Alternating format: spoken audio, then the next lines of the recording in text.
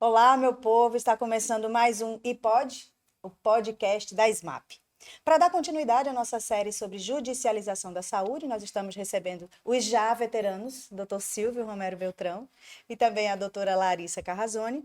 E para abrilhantar um pouco mais a nossa mesa colorida, chegou aqui o nosso amigo, agora amigo, o advogado Tiago Pessoa, especialista em direito médico e da saúde, e que trabalha diretamente com ações envolvendo os planos de saúde. Doutor Tiago, seja muito bem-vindo. Muitíssimo obrigado por ter aceito o nosso convite, viu? Muito obrigado, Mônica. Eu que agradeço. Doutor Silvio e doutora Larissa já são veteranos mesmo, né? Mas claro, sejam bem-vindos a mais um episódio do iPod. Hoje a gente segue tratando, né, sobre temas que envolvem a atuação e até a negativa, né, dos planos de saúde e como é que esses casos impactam a judicialização. Eu queria começar com uma pergunta que eu acabei deixando ela desde o programa passado, que é: há casos em que o plano de saúde quer ou tenta impor o tipo de tratamento adequado? Que a gente falou sobre, né, no programa passado, sobre as avaliações, sobre as juntas, né, que vão... quando há esse impasse, né, no tratamento adequado. Então, assim, Mônica, existe essa situação? eu vou começar pedindo licença a Larissa e Tiago, os quais eu cumprimento aqui nesse momento, mas eu vou começar para não responder, para justamente jogar essa bola para o lado deles. Por quê? Porque é justamente o resultado da judicialização. Muitas vezes, quando há o conflito, ou seja, a gente tem aqui Larissa, que muitas vezes está do lado do consumidor, daquele que recebe o tratamento. Temos Tiago, que muitas vezes está do lado dos planos de saúde. E quando um consumidor pede um determinado tratamento, pode ser que o plano de saúde entenda que aquele não é o mais adequado. Claro que a gente vai ter uma situação que pode levar a uma perícia, pode haver um conflito aí, mas é interessante justamente ouvir os dois, um de cada lado, porque cada um vai mostrar argumentos, talvez específicos ou não, nessa questão. E eu fico aqui só observando. Quem quer começar? A gente é legal, a gente deixa. Eu viu? posso começar. Então, eu vislumbro a seguinte situação nesse caso. Quando a gente fala, como a gente até comentou no episódio anterior, né, que o médico ele tem essa prerrogativa, né, de fornecer ao seu paciente, prescrever para o seu paciente a melhor terapêutica que ele entenda adequada para o caso dele, para o quadro clínico do paciente. Que é aquele médico assistente Que é aquele médico que a gente se assistente que a referiu, gente né? se referiu. Então, por exemplo, a partir do momento em que isso é indicado, digamos assim, o plano de saúde ele não tem essa prerrogativa para dizer ou impor qual é a terapêutica específica. Agora, o que é que ele pode fazer? Ele pode dizer o que é que está disposto nas cláusulas contratuais, o que está disposto no contrato. E às vezes ele se limita àquilo ali. Ele vai dizer, não, aqui está a cobertura para X procedimento, pronto. E aí ele fala que ele pode fornecer aquilo ali. Mas aí, a partir do que o médico assistente aferir, né, e entender como mais adequado, aí justamente a gente judicializa pedindo para que seja considerada uma outra situação, justamente para poder abarcar a questão de saúde do paciente. Nessas situações, é possível ser solicitada ou requerida uma junta médica do próprio plano de saúde, doutor Tiago? Pode.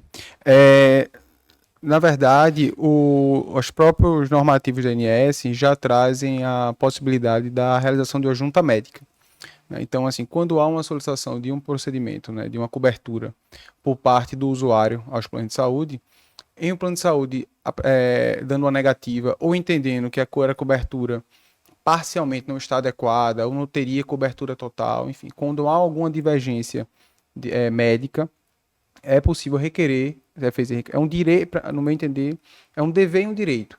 É um direito da parte, assim como também seria um direito da operadora do plano de saúde, e um dever de ambos em contribuir, né, com a resolução desse conflito de forma administrativa, sem precisar provocar o judiciário. Até porque, se a discussão é médica, nada melhor do que os próprios médicos para entrarem no consenso. E como é feito isso?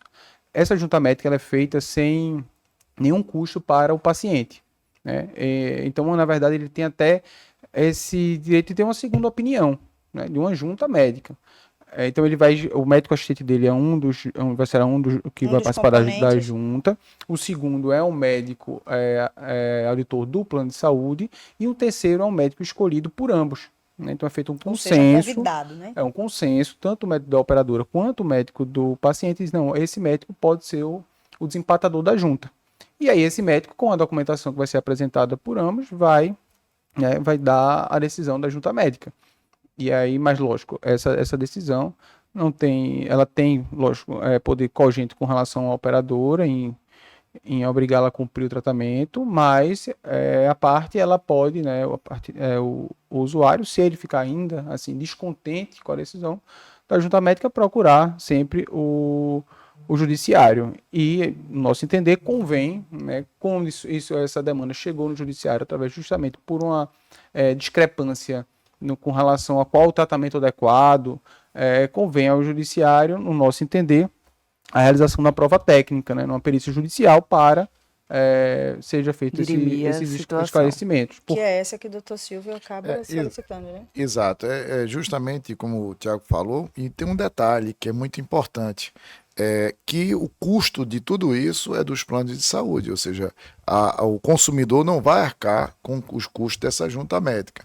Eu venho pedindo isso constantemente, eu participei de um evento em Brasília em que houve uma explanação sobre a questão da formação da junta médica, eu costumo dizer até de uma forma mais simples para se entender, de perícia, ou seja, uma perícia médica, uma junta médica. Então tem justamente esses dois lados, cada um apresenta o seu técnico, é o médico assistente, do outro lado o médico do plano de saúde, e o terceiro é indicado pelos dois, ou seja, deve ter um consenso. Não pode ser um indicado pelo plano de saúde, porque poderia ser até suspeito, mas um consenso. E nisso, de certa forma, é bom, Pra manter porque uma paridade, evita, né? há um equilíbrio e evita a judicialização. Eu posso até dar um exemplo para que quem está nos ouvindo possa entender, alguns casos de obstinação terapêutica. O que é isso? É quando você quer tratar a pessoa a todo custo e às vezes esse tratamento ele não é eficaz. Então a pessoa que já tem um AVC, está, vamos dizer, em tese declarado como alguma pessoa que está próximo da morte e não há mais cura, não há mais remédio, mas a família quer a todo custo salvar aquela vida ou manter aquela pessoa viva. Então, quando tem caso de obstinação terapêutica, que talvez o que fosse recomendado fosse o tratamento paliativo, e às vezes aí entra nesse conflito e caberia, no caso, um médico desempatador para dizer, ó, nesse momento talvez seja melhor o tratamento paliativo, esperar a morte, que é algo previsível para aquela situação, porque qualquer um outro tratamento só vai prolongar a dor, prolongar o sofrimento. Então, a perícia, nesses casos, a junta comercial, eu sempre digo, é muito recomendável. E nessas situações específicas, eu fico imaginando que prolonga a dor do paciente, a dor de quem aguarda que aquele tratamento surta algum efeito, né? E você, às vezes, impede, né, que aquele paciente tenha uma morte mais tranquila, Digna, né? Mais calma, mais digna, com os Termina cuidados repercutindo na paliativos, própria né? relação, né, do médico-paciente nesse dever informacional também, de auxiliá-lo ali nessa tomada de decisão, né? Então, a partir do momento em que, digamos, é definido algo, uma perícia, é indicado uma terapia específica para aquela situação, ou o médico se obstina, etc., ele termina ali trazendo, digamos, ali a sensação, né, para o paciente, para a família, de uma ótica maior, no sentido de aglutinar ali o que é melhor para o paciente naquela situação. E, às vezes, isso pode ser, digamos assim, gerar situações distintas, né, entre o que o médico acredita e o que o paciente quer. Inclusive, a atualização também que teve do Código de Ética Médica priorizou muito essa questão da autonomia da vontade. E um foco muito mais também no querer do paciente, etc., que termina também repercutindo em diversas situações. E a gente vai se aprofundar nesse assunto ainda, hein? Doutor Tiago, no episódio passado, nós falamos aqui muito a respeito das cirurgias bucomaxilo, né? Que a doutora Larissa, inclusive, fez algumas observações importantes. E eu fico aqui sempre me perguntando, né? Será que algum dia a gente vai resolver esse impasse, que foi o termo que o doutor Silvio usou, entre a gente saber exatamente determinar o que é uma cirurgia corretiva, né? Digamos assim, médica, que está prevista na cobertura do plano de saúde, e outra que é exclusivamente estética? Como é que isso tem sido tratado nas ações em que o senhor tem acesso? Perfeito, Mônica. Volta também muito para a questão da própria junta médica, né? Quando você entra nessa seara de determinar, né, aquela doença, enfim, ou vamos dizer, aquela necessidade do paciente, quando entra nessa área médica, quem terá que realmente fazer a avaliação são os médicos, né? Seja o médico do plano, do paciente e o eventual desempatador. Mas o que a gente tem visto aqui, pelo menos aqui em Pernambuco, é uma judicialização excessiva com relação ao tema, no nosso entender. E aí, quando a gente para analisar as ações, a gente vê que muitas ações, elas tentam se utilizar de liminares, dizendo que é urgência, emergência, alegando que enfim, que o paciente precisa realizar aquele procedimento de uma forma tão célere que não sequer poderia esperar uma junta médica ou mesmo uma perícia judicial.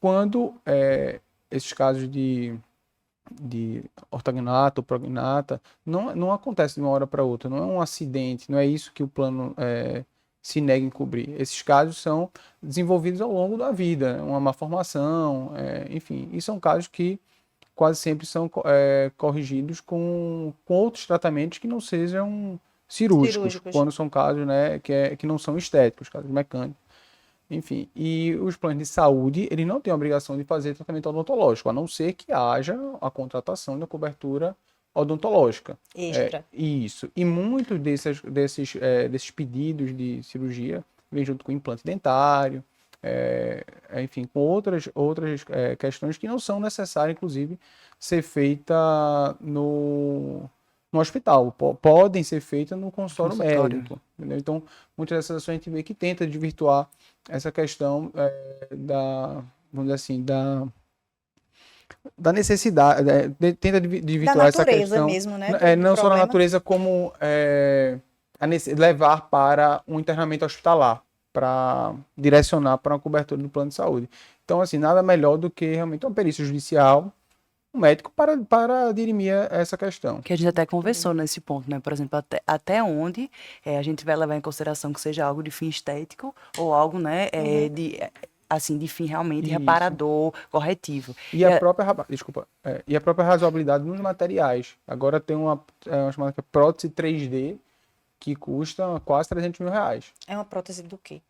É uma prótese que vai substituir enfim, um osso do dente, assim, uma parte articular que anos atrás já existia outras próteses também, faziam semelhança, mas aqui cria-se uma nova tecnologia. Geralmente nesses casos de implante dentário também, aí você tem a fase cirúrgica e a fase protética. Aí na fase protética é colocado uma prótese no local do dente, né? E agora a prótese é 3D. Não sei se é exatamente essa prótese dentária, mas é dentro da cirurgia que trata de prognatismo e ortognatismo que tem se utilizado ultimamente essa tecnologia que, ao meu ver, deve ser muito moderna, até pelo custo. E até essa situação que você falou, referente a se fazer no consultório, no hospital, me lembrou também a questão do terceiro molar, né? Do siso, popularmente, como a gente chama. Porque tem alguns casos em que é realmente a indicação de fazer, de fato, no consultório. Outros casos são para realmente o ambiente hospitalar. E depende muito da condição, se está perto do nervo, se não está. E outras situações, né, que eles levam em consideração para ver, de fato, o local para ser realizado o procedimento. Muitas vezes com anestesia geral, outras vezes com anestesia local.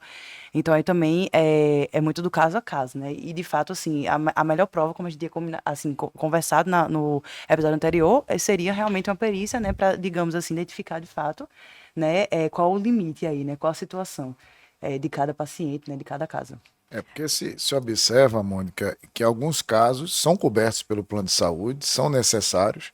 Vamos dizer, um cidadão, ele cai da moto, e tem um acidente na mandíbula que quebra, tem alguma ruptura e aquilo ali faz parte da reconstrução, vamos dizer, óssea dele, porque aconteceu isso. E outros casos, uma pessoa que às vezes arrancou os dentes por questão vamos dizer, de cáries, de algum problema dentário e teve que arrancou vários dentes e depois ele diz, não, opa, agora eu vou aproveitar essa onda e vou dizer agora que é uma cirurgia necessária porque eu estou com problema de mastigação.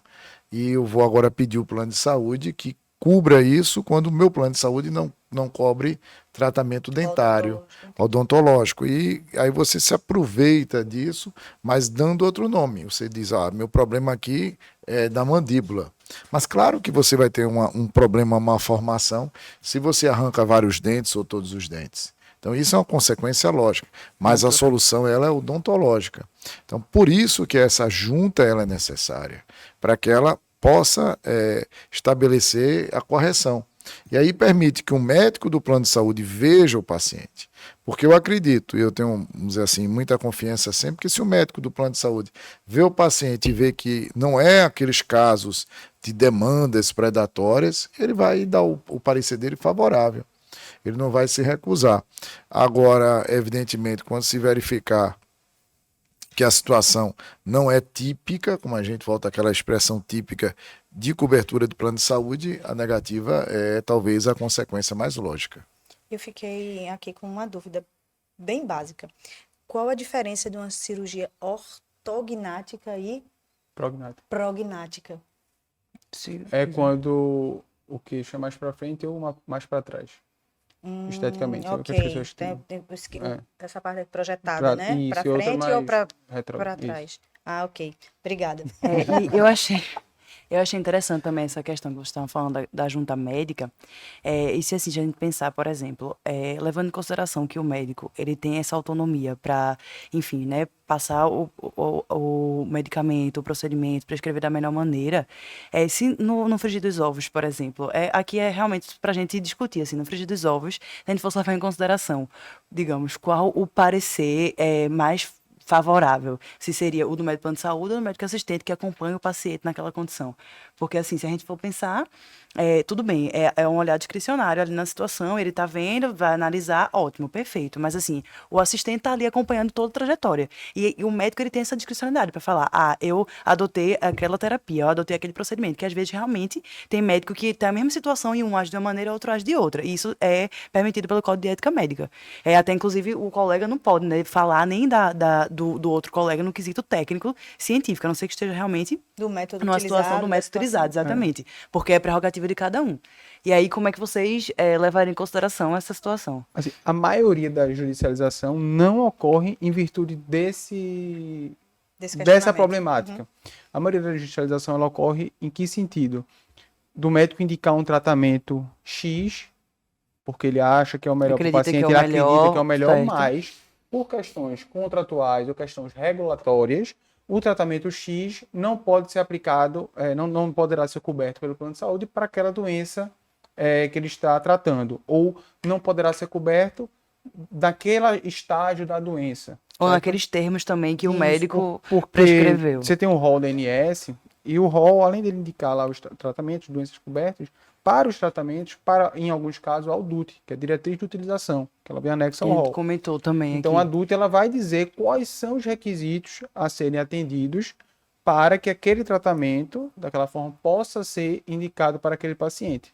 Então, às vezes ocorre de um médico indicar aquele tratamento, mas o médico auditor da operadora, ele nega, não no sentido de dizendo que aquele tratamento não é eficaz, certo? Ele nega dizendo que esse tratamento para a doença não atendeu os critérios do rol. Aí a discussão não vai entrar nessa questão, no meu entender, de ética médica. Exatamente limitativa, né? Ele vai já para a questão jurídica. Uhum. E aí vai ser, mas o rol, ele é taxativo ou não é? Vai para uma questão jurídica e não para uma questão ética. A maioria das vezes que eu vejo essa diferenciação, enfim, com relação a isso. E a gente também pode levar em consideração que a DUT, propriamente, é uma orientação também, né? O médico, ele não se limita ao que está lá, muitas vezes. Às vezes ele passa digamos assim, um tratamento, um procedimento para além do que está descrito na diretriz de utilização. Inclusive, muitas ações também são concedidas nesse sentido. Às vezes tem aquela técnica, entendeu? Tem aquele procedimento que já foi descrito lá, mas você utiliza de uma outra maneira. A mesma situação, entende? Com uma outra técnica, com outro procedimento.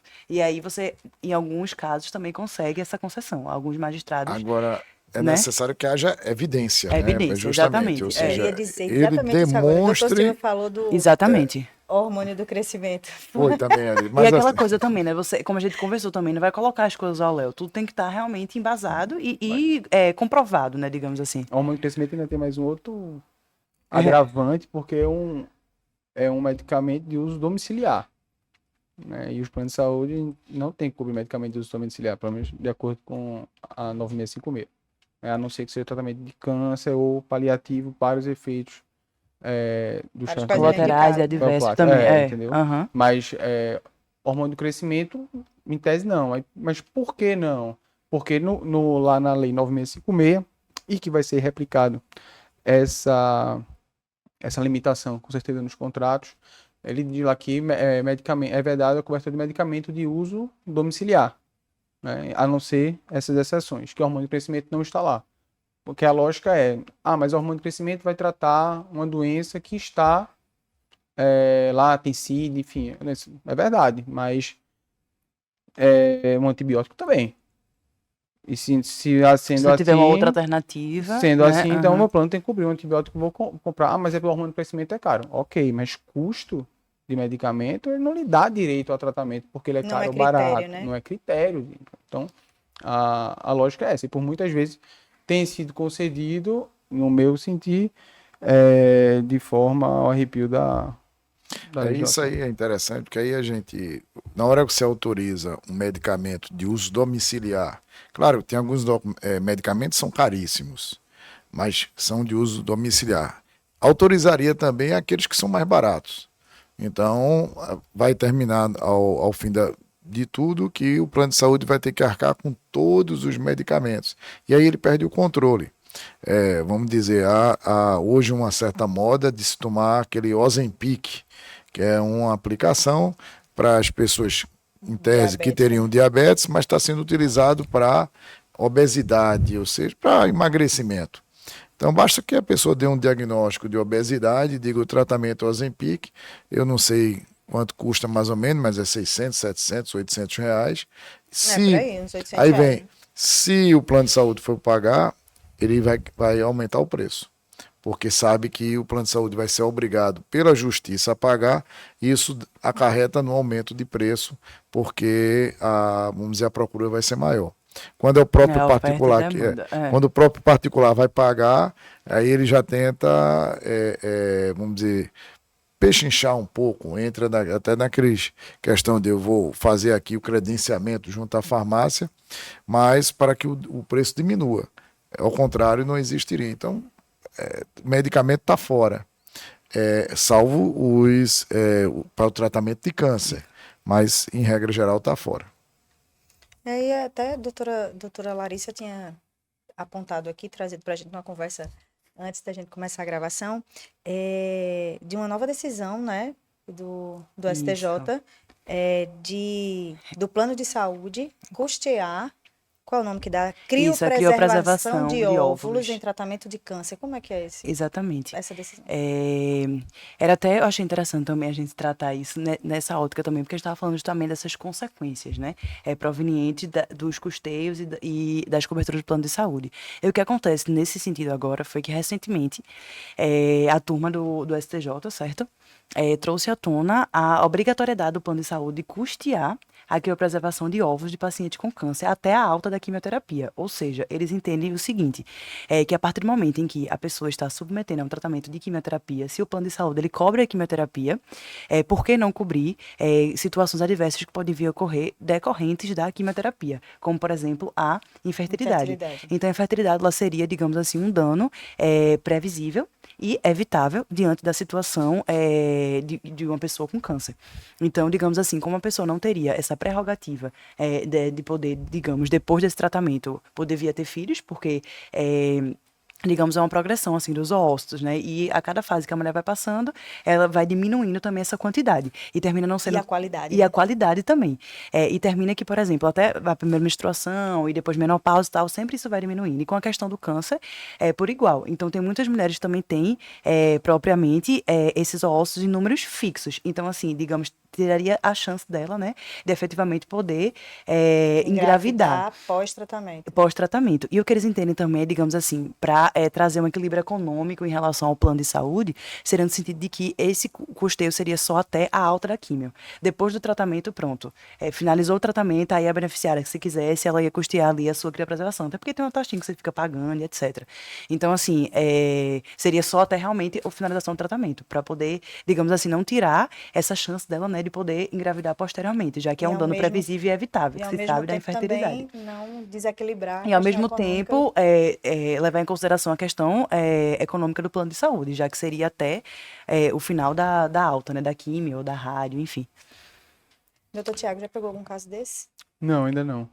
É bem recente, né? E é uma decisão bem recente, foi, da ministra Nancy Ainda Andrighi. A ministra Nancy, ela é bem pró-usuário. Eu digo assim, essas questões que envolvem reprodução humana assistida são polêmicas. São. Eu dou um exemplo disso. Minha tese de doutorado foi em reprodução humana assistida. Eu discuti muito isso quando eu fui fazer meu pós-doutorado com um professor lá de Lisboa, professor Fernando Araújo. E eu e o professor Fernando Araújo, a gente entrava em conflitos. Ele achava uma coisa, eu achava outra. Então, nesse caso aí... Tese rica, viu? Nesse caso aí, existe muita brecha para discussão.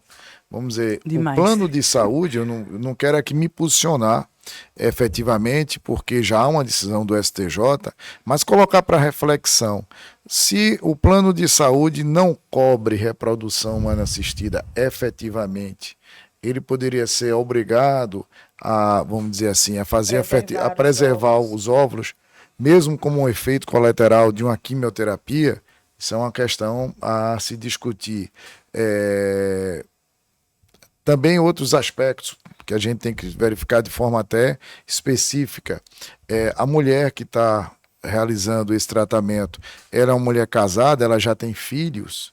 Tem que verificar se ela já tem 1 ou 2 filhos, ou se ela não tem filhos, se ela é solteira. A idade dela, tudo isso são aspectos que devem ser observados. Então, se uma mulher que já tem 2 filhos está fazendo tratamento de quimioterapia, a gente poderia dizer que a necessidade de ter filhos já não seria mais uma exigência. Diferente de uma mulher solteira com 18, 19 anos, ou de uma recém-casada que ainda não tem filhos. Isso aí muda de acordo com a configuração. Né? Então, são coisas a se discutir. Então, a gente não pode entender isso como algo pleno, geral e vamos dizer assim, e obrigatório. Tem muitas nuances a ser discutidas nesses casos. Olha o rol taxativo aí, doutor. E é por isso que o rol ele é feito de forma plural. Né? Assim, o rol, que é a competência da ANS, conduzir todos esses trabalhos, mas ele é feito com a participação da sociedade e tudo mais, que ele avalia todos esses aspectos e também a questão do custo, né? O custo que seria para o plano de saúde essa cobertura e o benefício. Nesse caso em específico, eu acredito que o custo nem é alto de criopreservação, tem vista procedimentos de crio semelhantes, o custo que nem seja alto, mas aí vai ser feita toda essa análise, como bem pontuado pelo Dr. Silvio. Até porque a gente sabe que tudo isso vai compor o preço dos reajustes de plano de saúde, já pegando o gancho aí para essa parte não assistencial, essa parte de custeio das operadoras, o reajuste anual, ele leva em conta enfim, a inflação do período, a incorporação de novas tecnologias, bem como a taxa de utilização dos planos de saúde. Né? E é sempre... E assim, o plano está sempre atrasado nessa conta. Né? É feito, nesse momento, é incorporado alguma coisa no rol, dado uma assistência que não estava prevista, e aí ele paga a conta e no momento que é feito esse acerto é para o próximo reajuste. Então, quando chega no reajuste, ele, em tese, se equilibraria, mas aquele ano ele já entrou no balanço ao que não deveria. E assim sucessivamente. Por isso, e essa questão da própria, dessa questão do rol e tudo, esse fornecimento de tratamentos que não estão lá previstos e, portanto, estariam fora da conta atuarial da operadora. Acabou que esse ano, agora que 2022, desde a criação do INS, foi o primeiro ano onde as operadoras de plano de saúde como um todo tiveram prejuízo operacional, né? Tiveram prejuízo de 11,5 bilhões. Teve lucro enfim, na última linha de balance, houve porque, por conta da taxa Selic, o capital que eles têm para fazer frente a enfim, toda essa sinistralidade, corrigido, né, pela Selic, eles tiveram um ganho financeiro, né? Então, quando abate esse ganho financeiro do prejuízo operacional, eles ainda tiveram lucro. Mas, assim, se eles tivessem guardado esse dinheiro no investimento e não tivessem feito nada, eles teriam recebido no final do ano mais do que tendo sua operação, a operação efetiva. Isso é muito preocupante, porque se a gente levar em conta o negócio das operadoras de plano de saúde como um todo, desde 2011 até 2020, foi o último estudo que eu achei, houve uma diminuição de 47% das operadoras que atuam no Brasil. 47. 47%. Então, hoje a gente só tem 711 operadoras, né? Isso em 2020. Hoje, em 2023, eu não tenho os dados para 2023. Mas 2020, ou seja, quer dizer que o negócio já é menos bom, vamos colocar assim, do que era no passado. E isso é péssimo para concorrência e Para a prestação do serviço em si. Prestação da prestação de continuada serviço, do entendeu? serviço, Até porque você, quando contrata um plano de saúde, é quase como um investimento, né? Você geralmente entra novo e você quer ficar ali até o final da sua vida resguardado. Então, se a operadora ela quebra no meio do caminho, é uma dificuldade terrível para Acaba sendo a desvantagem para recolocação. todos os lados. A recolocação tudo. A gente pensa, às vezes, só nas grandes operadoras, mas espalhado pelo Brasil existem milhares. Tiago disse agora 750, que pequenas operadoras. São operadoras que estão vinculadas a uma associação, a um sindicato, de autogestão, muitas delas de autogestão. E quando você bota essas regras que são postas para uma grande operadora, ela consegue, ela tem um capital de reserva, ela tem ali uma forma de investimento, mas as pequenas não. As pequenas, a tendência é que elas desapareçam. E aí, essas que são inclusive mais baratas e mais atraentes, a tendência é ela desaparecer. E eu lembro bem aqui nesse caminhar, né, da nossa série de judicialização da saúde, Dr. Silvio deu exatamente esse exemplo aqui, né, das ações que são judicializadas, elas não estão previstas pelas operadoras, né, de planos de saúde. E é óbvio, quanto mais se judicializa, quanto mais esses valores são repassados para os planos de saúde, pode esperar no reajuste, né? Porque esse dinheiro vai ter que voltar de alguma maneira, afinal de contas não estava planejado, né? Se você levar em conta, a gente vê assim, o reajuste todo mês, outro reajuste esse ano, mas se a gente levar em conta, desde 2018 até agora, o reajuste de 2023, o reajuste do INSS somado, acumulado, dá 25,35%. De 2018 a 2023. De 25,35%? 35. E o IPCA nesse mesmo período, 34,02. Ou seja, o IPCA ainda foi super... Lógico, a base de cálculo é diferente. É distinta. Né? Claro. É distinta. O IPCA leva vários outros. Mas assim, ao grosso modo, o reajuste ainda foi menor. E também, lógico que levando em conta o reajuste que a gente teve durante a pandemia, que foi um reajuste negativo. Né? Então isso contribuiu para a reajuste menor. Tá esse índice a menor do reajuste do plano de saúde. Mas mostra que assim... que também não há uma disparidade. O plano de saúde aumenta sempre acima da inflação. Não é. Se levar em conta esse último período, o plano de saúde até está no reajuste abaixo. Isso para os planos individuais, né?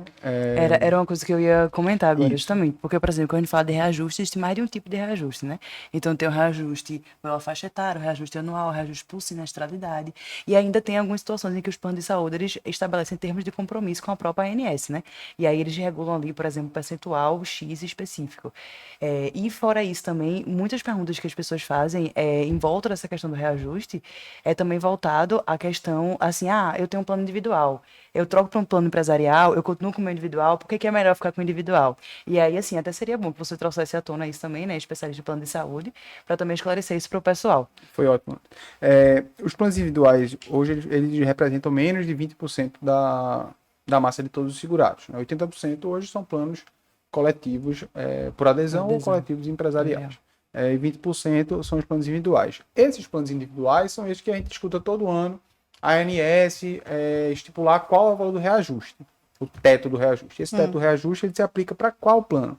Para aqueles planos individuais novos ou adaptados. O que são planos adaptados? São planos que foram feitos antes da vigência da lei da 9656, de janeiro de 99, e o usuário optou, é um direito dele, pela adaptação. O que é a adaptação? Ele procura a operadora e diz, eu quero que meu plano ele tenha todas as coberturas do rol do INSS, não só a que está prevista no contrato dele. Então, a seguradora vai olhar lá, ver qual o valor que ele está pagando, eles têm lá as métricas autoriais e dizer, você vai ter um reajuste então de X% da mensalidade, as suas faixas etárias agora vão mudar para ser de acordo com as faixas etárias atuais da INSS, que vai até 59 anos, o reajuste vai ser esse, em tais faixa etária, o usuário olha, analisa se para ele vale a pena, sim, ele adapta. Então ele tem direito a todas as coberturas da INSS e vai estar sujeito a esses reajustes anuais. Se o plano é antigo e não é adaptado, qual é a regra de reajuste anual? É a regra que está prevista no contrato.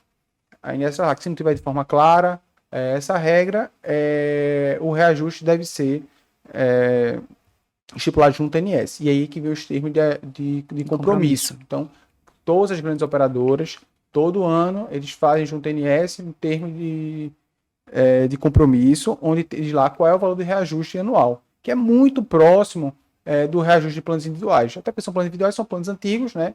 Lógico, você não pode dizer o mês, porque as bases atuarial vai ser diferente. Um tem certa cobertura, outros não tem. Uns são de usuários de um certo perfil de idade, outros outro tipo de usuário. Então, mas é muito próximo dos planos individuais antigos ou novos. E os planos coletivos, se define coletivo por adesão ou empresariais, eles vão ter os reajustes não vinculados ao DNS. E aí tem dois tipos de reajustes anuais, dois tipos de legislações que são aplicáveis para aqueles planos que têm até 29 vidas, certo? Certo. E são planos geralmente de empresas menores. Esses planos eles são aglutinados com todos os outros planos de até 29 vidas daquela operadora do Brasil, certo? Por quê? Porque até 29 vidas é uma massa segurada muito pequena. Então, se a operadora fosse olhar só aquele contrato para aplicar um reajuste, se eventualmente ninguém usasse, não ia ter reajuste, praticamente.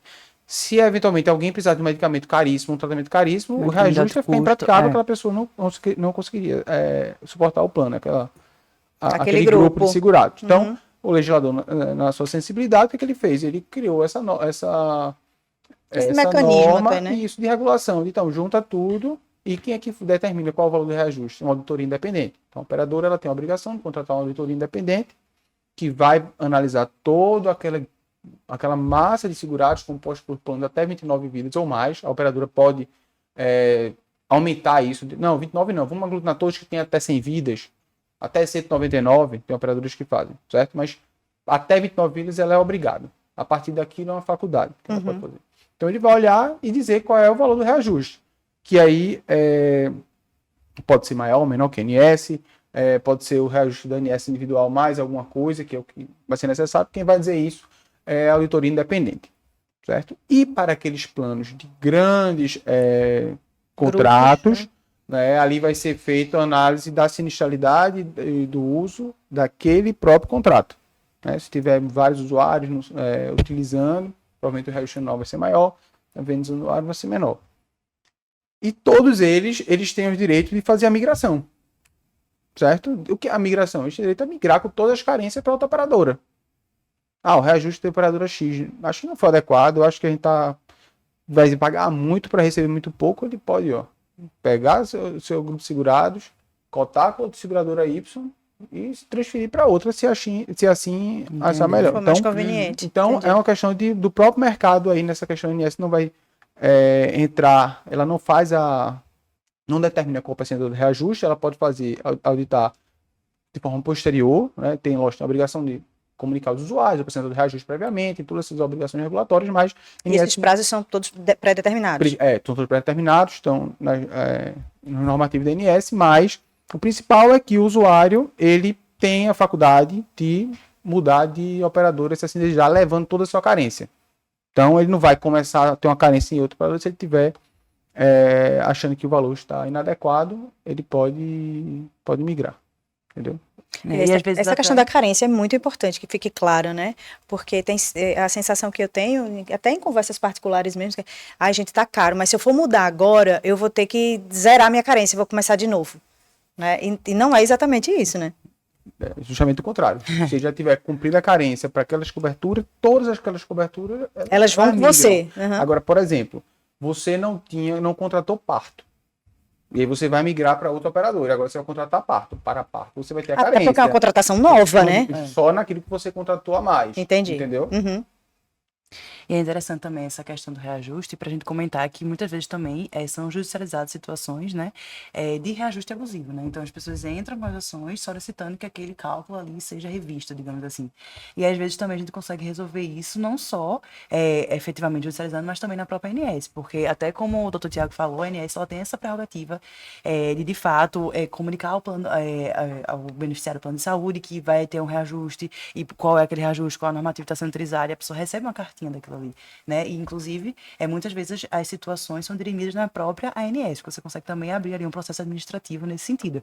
E, às vezes, consegue resolver só naquela esfera. Agora também, inclusive, tá com até situações de mediação na ANS, né? E tem todo... Até saiu uma carteira nesse sentido também, recente, falando de todo a orientação, né? De como você entra com o plano de saúde, como é que você pede avaliação, quando é que vem a notificação, como é que o processo é aberto e instaurado, enfim, todas as prerrogativas ali da própria agência, né? Isso, Mônica, é interessante que quando chega para o Poder Judiciário, por incrível que pareça, são as questões mais fáceis de resolver, porque elas são matemáticas. Então, muitas vezes se julga favoravelmente o plano de saúde, quando a gente observa que foi tudo observado da forma correta, está tudo exposto da forma correta. Os índices seguindo a normativa. Os índices seguindo as normas, a faixa de reajuste por faixa etária sendo tudo cumprida, tudo certinho, o plano de saúde tende a vencer. E quando o plano de saúde não apresenta os cálculos corretamente, não está, vamos dizer, explícito e determinado esses valores, tende a perder e a gente determinar a aplicação do índice já pré-aprovado pela ANS. Então, mas fica fácil para o julgamento porque é algo automático, automatemático também.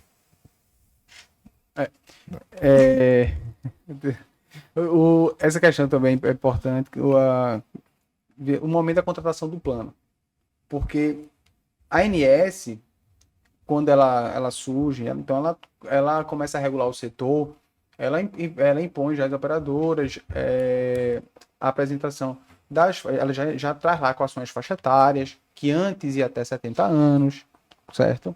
Aí depois, com o advento do Estatuto de Idoso, em 2004, aí já limitou essa faixa etária até 59. Então, a gente precisa olhar o contrato no momento da sua contratação. E levar em consideração a data de aniversário do contrato, né? Isso, porque o que acontece? Você antes do surgimento da ANS. E não somente o aniversário da pessoa, né? Exatamente, por isso. Antes do advento da ANS, a atividade do plano de saúde era regulada pela SUSEP, que é a Superintendência de Seguros Privados. Então, você tinha muito menos norma de regulação. Mas, mesmo assim, todos os contratos de plano de saúde, eles são validados pelo órgão regulador. O atirador não pode simplesmente bota essa cláusula, tira essa, bota essa e pronto, vão comercializar. Não é isso. Ele submete à reguladora, a reguladora valida aquela comercialização. Agora, lógico, você vai ver contratos muito antigos, não está de acordo com a defesa do consumidor. Nem existia com a defesa do consumidor. Não existia, Uhum. Está tendo reajuste após a resolução 63 da ANS, de faixa etária diferente. Se quer existir ANS. Então, o que é que o STJ fez? Ele um recurso repetitivo com essa questão das faixas etárias, isso falando de faixa etária, tá? Uhum. Com relação à faixa etária, no sentido de que se não tem lá a previsão contratual, quer dizer que esse reajuste que foi aplicado sem previsão contratual, ele é nulo.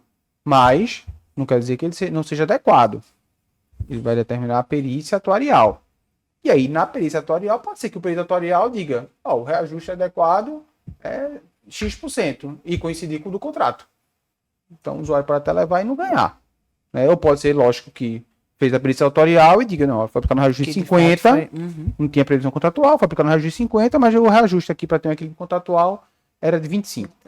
Entendeu? Então, pode acontecer. Lógico, é uma situação que vai gerar judicialização. Não tem como não ter, se a parte quiser questionar, porque os planos de saúde não teria nem como imaginar que depois de 20 anos o judiciário ia estabelecer hoje, né? critérios de legalidade que não existiam na norma, nem na desreguladora lá atrás, na contratação. Então, infelizmente, tem certas questões que são inafastáveis dessa judicialização. Exatamente. Doutor Silvio, quer fazer mais alguma observação aqui com relação a reajustes? Não, que a gente está atento, o Poder Judiciário está atento a isso e é uma matéria que a gente também recebe, principalmente nos recursos, e que há uma atenção voltada sempre, quando a gente vai julgar isso, aos cálculos. Então, inclusive, eu tinha trazido aqui até 2 decisões, assim, até para dar uma filadazinha, uma em que o plano de saúde aplicou todas as regras da forma correta, e outra em que, ao contrário, o plano de saúde ele deixou de informar o critério do reajuste, e faltou, vamos dizer assim, na defesa do plano de saúde, estimar como ele chegou naquele valor, e a decisão foi para, no caso, condenar o plano de saúde aqui e determinar que ele cumprisse o valor estipulado pela ANS. Doutora Larissa, uma observação.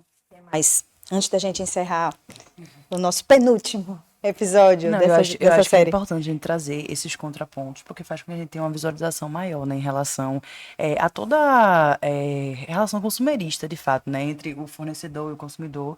E é como também a gente estava comentando aqui com o doutor Tiago, que é uma prestação continuada de serviços, né? Então a gente presume-se, de fato, que se tem aquela assistência, né? Então a gente vai pagando até, digamos assim, precisar utilizar.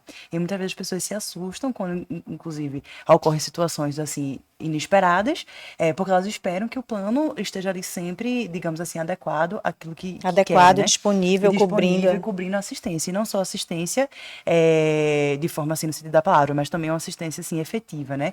Que engloba ali, toda a função social do contrato. Então, por isso que repercute em muitas situações desse equilíbrio contratual, né? Dessa função social do contrato que se tem de assistência privada à saúde, e como que a gente pode, digamos assim, chegar no denominador comum, né? E muitas vezes a gente termina realmente se respaldando nas perícias, né? Nas perícias técnicas, nos cálculos, nos reajustes, como a gente estava comentando aqui. Inclusive, também é bom trazer à tona, eu acho que essa questão, para além da judicialização em si, né, nos órgãos do judiciário, mas a gente também pensar em outras formas de a gente resolver essas situações, esses litígios, para além da justiça em si, né, para até a gente conseguir desafogar de uma certa maneira. E às vezes, quando a gente também tem muito atrelado, como eu disse anteriormente, até no episódio anterior, para tratar do plano de saúde, a gente tem que abarcar diversas legislações. Não é só Constituição Federal, não é só Código de Defesa do Consumidor, não é só Código Civil, não é só Código de Processo Civil, mas é resolução normativa da ANS, também jurisprudências elencadas pela ANS, STJ, STF. Então, são várias situações que a gente tem que ir, digamos assim, só pesando para defender o interesse do nosso cliente. Né? Perfeito. Essa é uma observação que eu acabo concluindo, né? O doutor Silvio até fez essa provocação também em outro momento, ele assim, nem sempre o plano de saúde está errado, né? Não é toda vez que o plano de saúde está errado, né? Exato. Doutor Tiago, suas considerações finais nesse episódio. Agradeço demais o convite aqui, poder falar desse tema que eu gosto tanto, e quanto mais se estuda o tema, mais se vê que o plano de saúde não está errado. Porque eu sempre coloco assim, às vezes a gente quer condenar a pessoa e quer condenar a pessoa 100%. Algumas horas está correta, algumas horas está errada. Agora, 100% errado não existe essa situação, não. Nem 100% certo, né? Exato, nem 100% certo. Por isso que quando a gente diz assim, olha, eu não sou defensor do plano de saúde, eu sou defensor da aplicação da justiça em que a pessoa deve pagar quando é devido. Fora das situações que são devidas, eu acho que isso é injusto. Por isso que eu costumo dizer, nem sempre o plano de saúde está errado. É isso, é outra coisa que eu acho importante a gente dizer antes de concluir esse episódio, é exatamente essa observação que a doutora Larissa fez, informação, né? Eu acho que muitas vezes a gente não tem a informação adequada. Eu vou ser muito sincera, eu fiquei surpresa aqui quando a senhora falou sobre essa possibilidade de você fazer essa análise administrativa até, né? Não necessariamente, a gente de cara, a primeira coisa que faz, vou judicializar, vou buscar a justiça. E existem outras formas, né, extrajudiciais, para se chegar a um acordo e melhorar a condição para todo mundo, né? E, inclusive, não só na questão estrita a plano de saúde, né? Mas, por exemplo, existem câmaras até em outros estados, aqui Rio de Janeiro, Sergipe e tal, que tratam das questões de saúde. Então, por exemplo, elas fazem parceria com o tribunal e com a defensoria. E aí, situações, por exemplo, fornecimento de medicamento e agendamento de consulta, de procedimento cirúrgico, etc., que não precisa você estar efetivamente sempre judicializando, você consegue resolver de forma administrativa com a gestão. Agora, claro, ali precisa ter uma equipe técnica, né, profissionais da área de saúde, e aqui no Recife se tentou fazer isso durante a pandemia, mas não tinha, digamos assim, um corpo técnico específico para poder conseguir com a demanda. E aí, até agora, depois conseguiram botar em funcionamento, mas por enquanto também tá parada. Mas também é uma parceria que tem também do tribunal com a defensoria, uma área para abarcar os litígios na área de saúde, né? E aí a gente vê também umas outras formas também de desafogar esse judiciário, que termina estando abarrotado por essas situações que às vezes podem ser resolvidas, como muitas vezes a gente até comentou, em uma situação que é da relação médico-paciente, né? Às vezes até comunicacional e informacional. E aí é interessante que se tenha esse conhecimento também, né, dessas outras formas, outras adequações também para a solução do caso. Por isso que é importante você que está aí de casa, nos assistindo, nos ouvindo, continua acompanhando, viu? A nossa série da judicialização da saúde, que com certeza você vai sair daqui muito mais sabido, muito mais sabida. Então, aos nossos convidados hoje, muito obrigada mais uma vez. Muito obrigada. Pela presença, pelas informações, pelas curiosidades, pelas provocações, né? Que sempre trazem e que enriquecem cada vez mais o nosso debate. Então, a vocês, mais uma vez, muitíssimo obrigada. Obrigado. E até a próxima, né? Até a próxima. Tchau, tchau, gente.